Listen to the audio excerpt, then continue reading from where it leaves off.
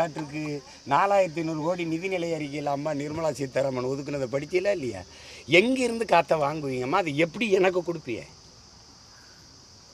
ஆளுக்கு ஒரு குடுவை தரேன், இடுப்பில் கட்டிக்கணும், மூக்குள்ள மாட்டிக்கிட்டு போகணும். அப்படியா? கொரோனா டைமில்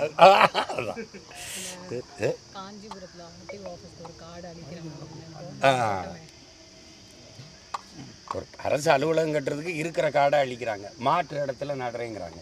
காடு எல்லா இடத்துலையும் அமையாது. இந்த நிலத்தில் இந்த காடு தான் வரும். அது அந்த காடை எங்கள் ஐயா வளர்த்துருக்காங்க. இது கரெக்டு காடு, இந்த இடத்துல இது தான் வரும்.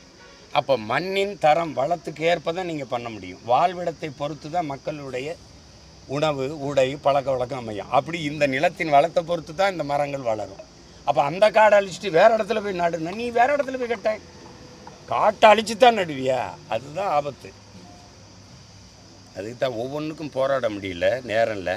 அதனால் ஒரே போராட்டம் மொத்தமாக இவங்களை அனுப்பிட்டோம்னா சரியாயிரும்னு நினைக்கிறோம். 5 வருஷத்தை கொடுங்கன்னு கேட்குறீங்க. 5 வருஷத்தை கொடுங்க, 5 வருஷத்தை கொடுங்க. அதுக்குள்ளே உங்களுக்கு தெரிஞ்சிடும், அடடா எவ்வளோ பெரிய தவறு பண்ணியிருக்கோம்னு. முதவே